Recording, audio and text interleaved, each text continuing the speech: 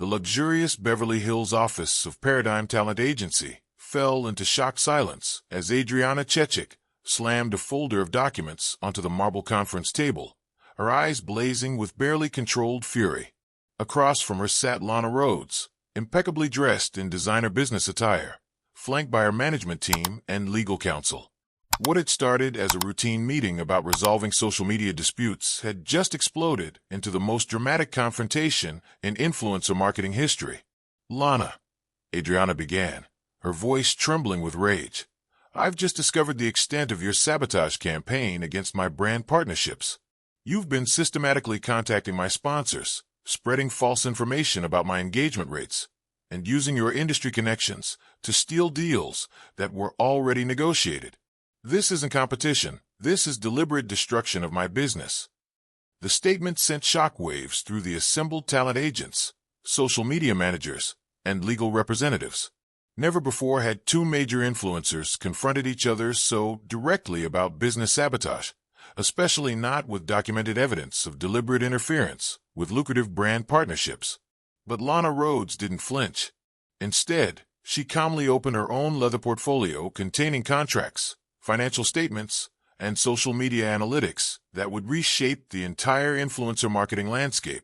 What happened next would transform this business meeting into one of the most memorable corporate showdowns in digital media history, proving that in the new economy, social media influence was the ultimate currency, and some would do anything to protect their digital empires.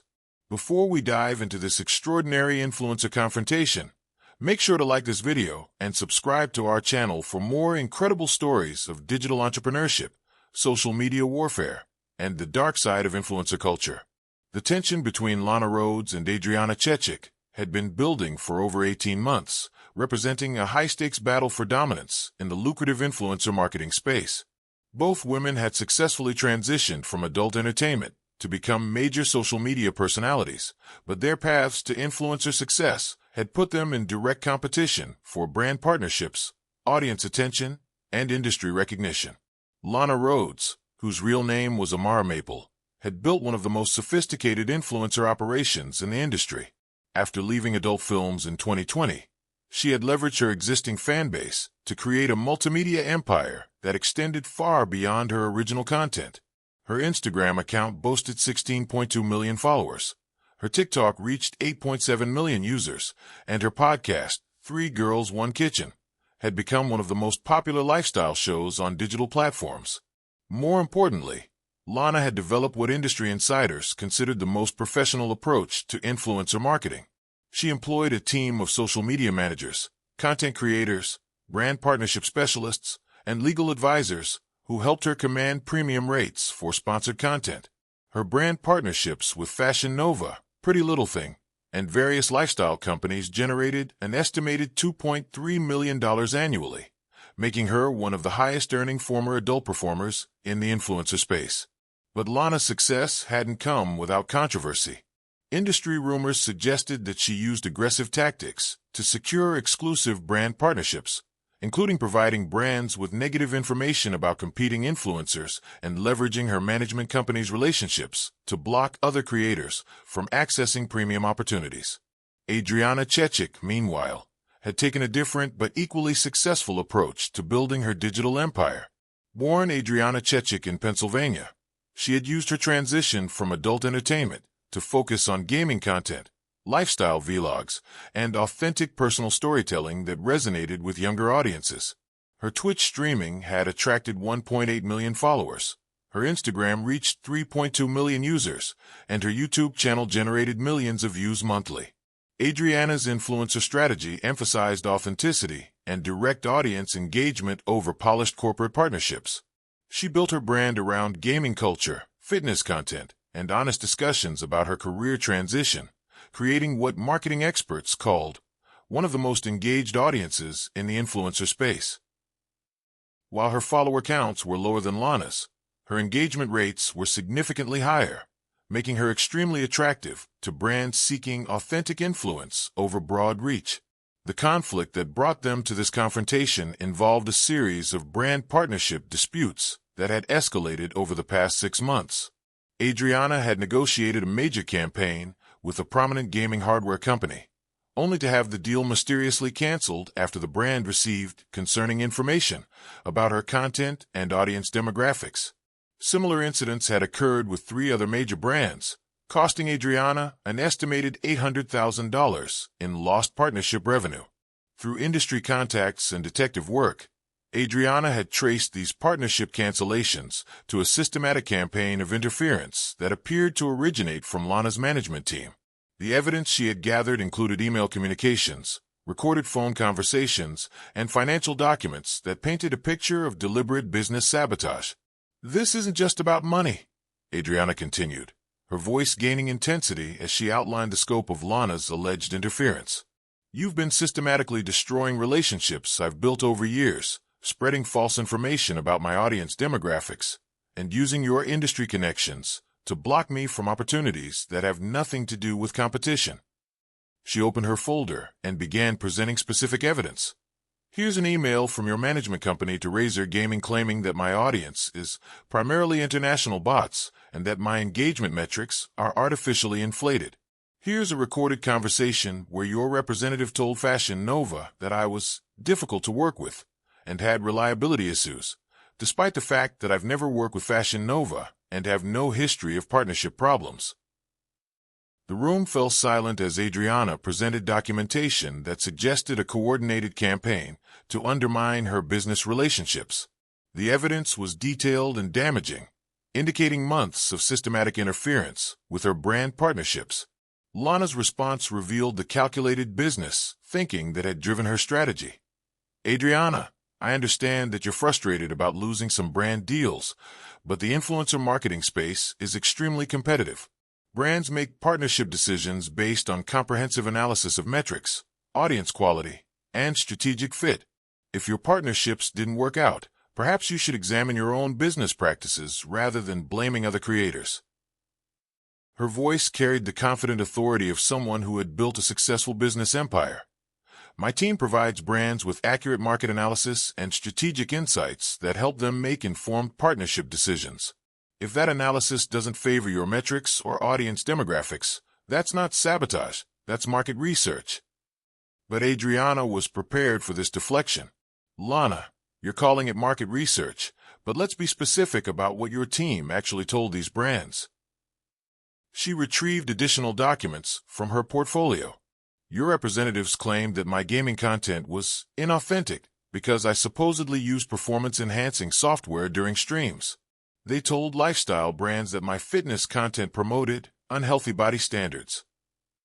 They suggested to tech companies that my audience was primarily fake international followers." She looked directly at Lana with obvious anger.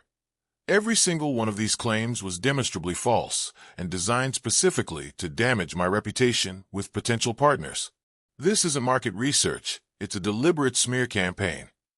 The talent agents and legal representatives in the room exchanged increasingly uncomfortable glances as they realized this confrontation was exposing business practices that could have serious legal and professional implications. Sarah Johnson, a senior partner at Paradigm Talent Agency, who represented both women, attempted to redirect the discussion toward resolution. "Ladies, these are serious allegations that could affect both of your businesses. Perhaps we should focus on finding collaborative solutions rather than escalating accusations." But Adriana wasn't interested in diplomatic resolution. "Sarah, collaboration requires good faith from both parties. Lana has been systematically undermining my business while publicly maintaining friendly relationships. There's nothing collaborative about sabotage disguised as market competition." She turned back to Lana with renewed intensity. "You want to talk about market competition? Let's discuss how you've been using your podcast platform to subtly criticize other creators without naming them directly, knowing that your audience and brand partners would understand the references. Let's talk about how your management team has been offering brands exclusive insights about competitor weaknesses." Lana's response demonstrated both her business sophistication and her willingness to defend aggressive tactics. "Adriana, successful influencers provide value to brands beyond just posting content. That includes market intelligence, competitive analysis, and strategic insights that help brands maximize their marketing investments. If your business model can't compete with comprehensive service offerings, that's a strategic limitation, not unethical behavior. She outlined her business philosophy with conviction. The influencer marketing space has evolved beyond simple content creation. Brands need partners who understand market dynamics, audience psychology, and competitive landscapes. My team provides that strategic value, which is why we command premium partnerships and long-term brand relationships. The confrontation was revealing fundamental differences in how the two influencers approached their businesses and understood competition in the digital marketing space. But Lana, Adriana pressed, your strategic value includes providing brands with false information designed to eliminate competition rather than improve their marketing outcomes. You told Corsair Gaming that my audience engagement was artificially inflated, but my engagement rates are verified by third-party analytics companies and consistently higher than industry standards. She presented detailed analytics reports that contradicted the information Lana's team had provided to brands. My gaming content averages 23% engagement rates compared to the 2 to 4% industry standard. My fitness content generates 31% engagement. My lifestyle posts reach 18% engagement. These numbers are verified by Social Blade, Hootsuite Analytics, and independent marketing research firms. Adriana continued with growing confidence. The brands that canceled partnerships with me based on your team's information would have seen significantly better ROI working with my audience than with many creators they ultimately chose. Your sabotage didn't just hurt me. It hurt the brand's marketing effectiveness. The evidence was becoming increasingly compelling that Lana's business practices had involved deliberate misinformation rather than legitimate competitive analysis. Michael Chun, a digital marketing expert who advised both talent agencies and brands on influencer partnerships, spoke up from his position as an independent observer. I've reviewed Adriana's metrics extensively for various brand consultations, and her engagement rates are consistently among the highest in her content categories. If brands received information suggesting otherwise, that would represent a significant misrepresentation of market data. Lana, recognizing that the factual foundation of her defense was crumbling, shifted to a different strategy. Michael, engagement rates are only one metric among many that brands consider when evaluating partnerships. Audience quality, demographic alignment, brand safety, and long-term strategic value all factor into partnership decisions. She attempted to reframe the discussion. Adriana may have high engagement rates, but that doesn't automatically translate to effective brand partnerships. Some audiences engage heavily, but don't convert to purchases. Some content creators generate engagement through controversy rather than genuine influence. My team helps brands understand these nuances. But Adriana had anticipated this line of argument and was ready with comprehensive data. Lana, you're absolutely right that engagement doesn't automatically equal conversion, which is why I track comprehensive performance metrics for every brand partnership I complete. She presented detailed case studies that she had clearly prepared extensively. My partnerships with gaming brands show average conversion rates of 12 to 15%, compared to industry standards of 3 to 7%. My fitness content generates 18% click-through rates and 9% purchase conversion rates.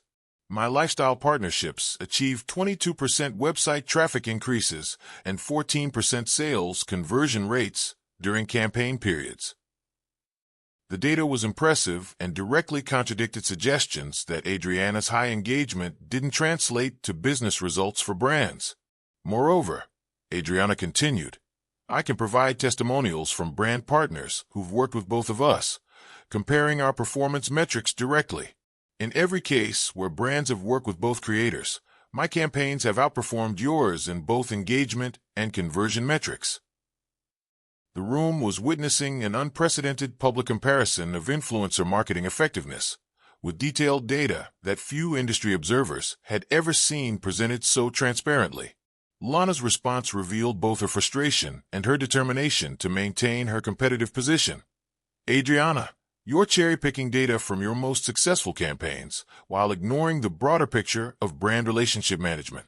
Successful influencer marketing requires consistency, reliability, and strategic alignment that extends beyond individual campaign metrics. She outlined her perspective on long-term brand relationships. I've maintained exclusive partnerships with major brands for over 2 years, generating consistent ROI and building long-term strategic value. That kind of relationship requires trust, professionalism, and comprehensive service offerings that go beyond content creation. But Adriana was ready to challenge even this aspect of Lana's business model. Lana, you're describing exclusive partnerships as if they're automatically beneficial for brands, but exclusivity often limits brands' ability to reach diverse audiences and test different content strategies. She presented additional analysis that questioned the value of exclusive influencer relationships. Brands that work exclusively with single influencers often see diminishing returns over time as audiences become saturated with promotional content. The most effective influencer marketing strategies typically involve diverse creator partnerships that reach different audience segments. Adriana continued, your exclusive partnerships may provide you with guaranteed revenue, but they don't necessarily provide brands with optimal marketing outcomes. In fact, several brands have quietly expressed frustration with exclusive arrangements that limit their flexibility and audience reach. The confrontation was revealing sophisticated understanding of influencer marketing strategy from both women, but also fundamental disagreements about what constituted ethical and effective business practices. Sarah Johnson, recognizing that this discussion was approaching legal territory that could affect both creators' careers, made a direct proposal. I think both of you have raised important points about business practices and market competition. Rather than continuing accusations, what if we developed a comprehensive agreement about competitive conduct that protects both of your business interests? But Lana wasn't ready to accept limitations on her business strategy. Sarah, I'm not willing to accept restrictions on providing brands with accurate market analysis and competitive intelligence. That's a legitimate business service that helps brands make informed decisions. Her response revealed that she didn't consider her practices problematic. If Adriana's metrics and audience quality can't withstand professional analysis, that's a reflection of her business limitations, not unethical behavior on my part. Adriana's final response would become one of the most quoted statements in influencer marketing discussions. Lana, there's a fundamental difference between competitive analysis and deliberate sabotage. Professional analysis would involve accurate data and fair comparisons. What you've been doing involves spreading false information designed to damage competitors regardless of the truth. She concluded with passionate conviction. The influencer marketing industry works best when creators compete based on the value they provide to brands and audiences, not on their ability to undermine other creators through misinformation campaigns. What you've done doesn't just hurt me. It hurts the entire industry's credibility and professionalism. As the confrontation reached its climax, both women had presented comprehensive cases about business ethics, competitive practices, and the future of influencer marketing. The room fell silent as everyone processed the implications of what had been revealed. The aftermath of what industry publications quickly dubbed the Rhoades-Chechik confrontation spread through influencer marketing and social media circles with unprecedented speed. Within hours, detailed accounts of their exchange were circulating among talent agents, brand managers, and content creators, sparking intense discussions about competitive practices and business ethics in the influencer economy. Marketing Land published a comprehensive analysis titled The Dark Side of Influencer Competition: Ethics and Business Practices in Creator Marketing. The article described the confrontation as a watershed moment that exposed how competitive pressures in the influencer economy could lead to practices that hurt both creators and brands. Social media exploded with reactions from other influencers who shared their own experiences with similar competitive practices. The hashtag #InfluencerEthics trended nationally as creators called for industry standards and accountability measures to prevent business sabotage disguised as market competition. More significantly, several major brands began reviewing their influencer partnership processes to ensure they weren't inadvertently supporting anti-competitive practices. Fashion Nova, Corsair Gaming, and other companies mentioned in the confrontation announced new policies requiring verified data and transparent competitive analysis from talent agencies and management companies. 3 months after the confrontation, Both women had taken different approaches to addressing the controversy. Adriana launched the Creator Ethics Initiative, a nonprofit organization advocating for fair competition standards and transparency in influencer marketing. Her organization developed guidelines for ethical competitive practices and created resources for creators facing business sabotage. Lana, meanwhile, had restructured her business operations to focus more heavily on content creation and audience development rather than competitive analysis services. While she maintained that her previous practices were legitimate market research, she acknowledged that the industry needed clearer standards for competitive conduct. The long-term impact extended beyond their individual careers to fundamental changes in how the influencer marketing industry operated. Talent agencies developed new guidelines for competitive analysis. Brands implemented more rigorous verification processes for market intelligence, and creator advocacy organizations established resources for addressing business disputes. Most importantly, their confrontation had demonstrated that the influencer economy had evolved to the point where it needed professional standards and ethical guidelines similar to other major industries. Their conflict had crystallized discussions about fair competition that would shape digital marketing for years to come. Thank you for watching this incredible story of influencer marketing and business ethics. If you found this analysis of competitive practices and industry standards compelling, please hit the like button and subscribe for more stories about the creator economy, digital marketing evolution, and the ongoing development of professional standards in new media industries.